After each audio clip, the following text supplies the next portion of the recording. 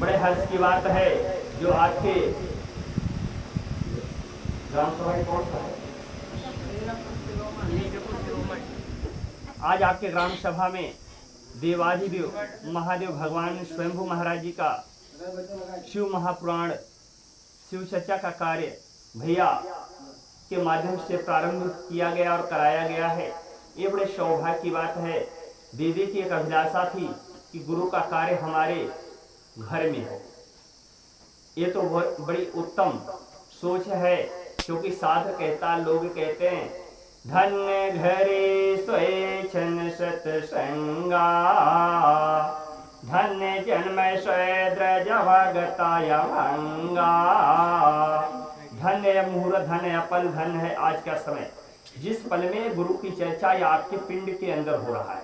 क्योंकि भाई मेरा पिंड दो होता है, एक तो घर का पिंड होता है, दूसरा हमारी बिटिया हमारी माँ हमारी बहन के पास पिंड होता है, जिससे वंश चलता है, घर से विकास होता है।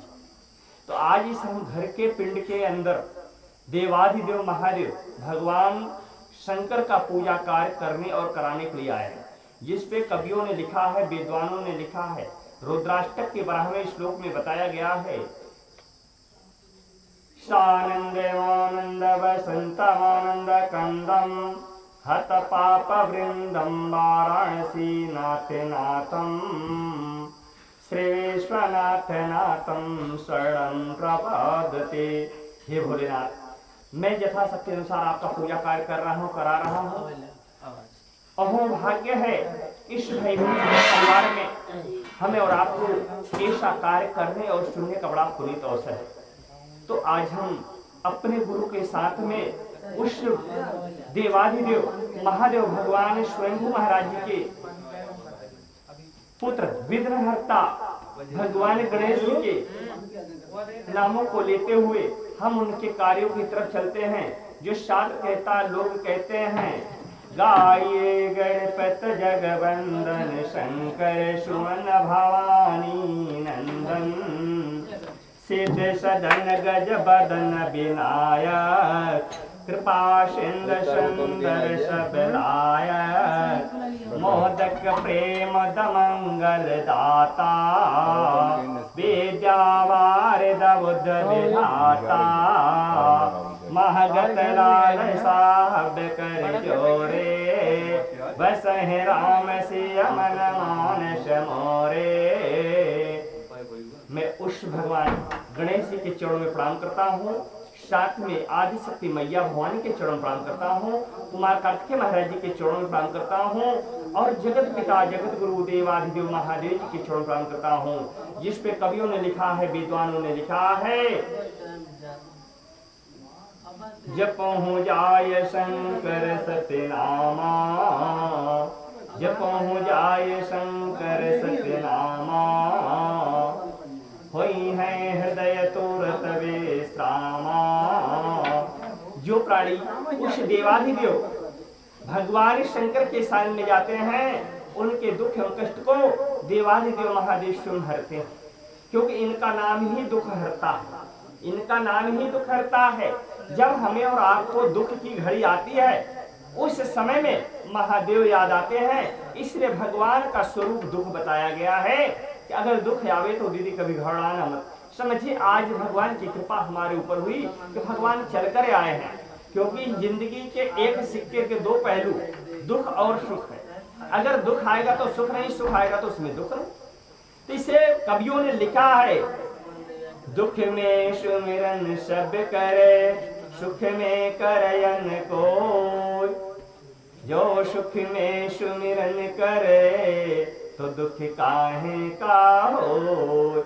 आप जिस भावनाओं से अपने दुख में जुड़ते हैं महादेव से, अगर वही भावना लेके महादेव से निरंतर जुड़े, अपना एक नियम बना ले, तो देखो कभी घर में दुख आएगा ही नहीं। और वैसे हमारा शास्त्र कहता है जिस घर में भगवान शिव की पूजा होती हो, जिस घर में भगवान शिव की पूजा होती हो, जहाँ पे गुरुदेव की पूजा होती हो, वहां से दुख कोसों दूर होता है। जैसे वेदाचार्यों ने यह वर्णन किया है, जिस घर पे जिस परिवार में पारिजात का वृक्ष होता है जिसको हर श्रृंगार बोला जाता है, हर श्रृंगार का वृक्ष अगर आपके दरवाजे पे है तो आपके घर से रोग 40 कदम दूर रहता है। वैसे जिस घर में भगवान शिव की पूजा होती है उस घर से दुख तो 40 कदम दूर रहना चाहिए। अब रही बात दुख पीछा नहीं छोड़ता है, आपको ऐसा लगता है तो आप 1 लोटा जल उठाइए सुबह सुबह, उसमें 4 दाना खड़ा चावल, क्योंकि शिव को जो भी चाहिए सब खड़ा सब अखा। शिव में को देखे नारियल फोड़ के नहीं चढ़ाया जाता है, शिव को मिठाई तोड़ के नहीं दी जाती, शिव को फूल फोड़ के नहीं दिया जाता, शिव को चावल टूटा हुआ नहीं चढ़ाया जाता। क्यों? शिव जो लेता है खड़ा लेता है, अखा लेता है। आप उस शिव को अखा 4 दाना चावल, 1 बेलपत्री 3 पाती वाली आप ले जाके महादेव के मंदिर पे चढ़ा दीजिए। देख एक दिन का किया हुआ पूजा कभी निष्काम नहीं जाने वाला है। क्योंकि शिव महापुराण में भगवती जगदम्बा ने पूछा, भोलेनाथ लोगों को क्या दे देते हो जो लोगों में दीवानगी छा जाती है। मुस्कुराते हुए बाबा भोलेनाथ जी कहते हैं, राम के मानस में संकलित किया गया है, कहवा उमायन गोय पिना सत हरि नाम जपत सब सपना। जो सच्चे भाव विश्वास से उस परमपिता परमात्मा देवाधिदेव महादेव जी के नामों का श्रवण करते हैं, निसंकोच बाबा उनकी खाली झोली को भरते हैं। तो आज किसकी झोली खाली है, किसकी भारी है? कोई हाथ उठाते कि मेरी भारी है। अब पूछ रहे खाली है तो भी नहीं बोलते, अगर भारी पूछ रहे भारी है तो भी नहीं बोलते, क्योंकि हमने पढ़ा है दाता शिव शंकर भिखारी सारी दुनिया। यह संसार ही भिखारी है, यह संसार भिखारी है। कहने के लिए रुपया है, पैसा है, गाड़ी है, मोटर है, बंगला है, आल है, औलाद है, बीवी है, बच्चा है, पर शांति नहीं है। श्रीमद् भागवत कहता है, आप लोग सुनते होंगे भागवत, जिसमें विद्वानों ने अपने मुखारविंदों से वर्णन किया है। प्रथम सुख है निर्मल काया, दूसरा सुख तज मोह है और माया, तीसरा सुख सुंदर नार सुशील वचन सुहाई, चौथा सुख हो तो पुत्र आज्ञाकारी। यही 4 सुख है। कोई हाथ उठा के बता दे, दीदी या भैया बहनी कोई भी बताए कि मुझे एक सुख है? किसी के पास सुख नहीं है। आज घर में आटा दाल चावल नहीं है। मैं आयुर्वेद की दवा बेचता हूँ, अपने हाथ से बना के। हमें पता है घर में आटा दाल चावल आलू सब्जी नहीं है, लेकिन दवाएं आपके घर में पड़ी।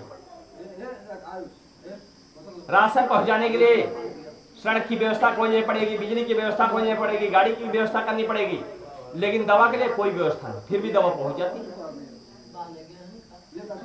दूसरा सुख तज मोह और माया। पंडित जी कह रहे हैं कि आप मोह माया का परित्याग करो। अपने क्या देख रहे हैं? ये आर्थिक कथारिया। तीसरा सुख है सुंदर नार सुशील वचन सुहाई। जब दादा लोग देखते थे लड़की कुछ गली में था, क्योंकि कुल देखा जाता था, मान मर्यादा देखी जाती थी, मान सम्मान देखा जाता था कि हमारे कुल में चलने लायक है नहीं। भैया लोगों ने देखना चालू किया, जोड़ी देखते थे, करिया गोर नहीं देखते थे, सावली नहीं देखते थे कि हमारा बच्चा गोरा है या लड़की सावली, इसकी शादी नहीं। वो केवल बराबरी देखते थे, लड़की के बराबर लड़की है, लड़का का बराबर लड़की है कि नहीं। लेकिन जब से हमारी माँ बहन बेटियां दीदी बुआ देखने लगी, चेहरा तो बहुत सुंदर, चेहरा तो अति उत्तम, लेकिन बाड़ी कुकुर नोच। बियाहे से पहले अलगौजी बायोडाटा तैयार हुआ, चले के बाद इतना दिन अलगौजी करवाई देगी। आज आप देख लीजिए, आप ही लोग कहते थे ना, एक घर की बहुरिया को कोई पराया पुरुष देखना नहीं चाहिए। पहले के जमाने में होता था, आज पहले पराया देखा था, घर वाले बाद में देखा था। पहले बाराती देखा था, दीदी लोगों तो बाद में देखा था। तो बाराती तो घर फैसा।